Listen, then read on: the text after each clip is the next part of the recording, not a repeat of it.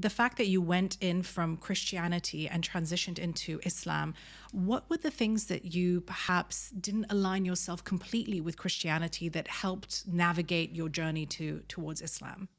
Actually, as a Christian, the deeper I got into my faith, the more questions I had. And I started to be a bit more confused as I was going along. I was going to Bible studies and going to church every Sunday. And I'm not saying that's what makes you religious. But as I went along, I started to have a lot of questions that were unanswered. Actually, the Quran started answering those questions for me, like questions about who is Jesus and is Jesus really God? And these kind of questions, I always had them on my mind. And also another question I had was, are Christians the only people that will get into heaven? And the Quran started answering those questions for me. And one thing that always confused me as a Christian was like, how can Jesus, peace be upon him, be God if he doesn't know what's going to happen to him on the crucifixion day? I was reading the Bible and it said that he was sweating blood because he was so nervous about what's going to happen. So I'm thinking to myself,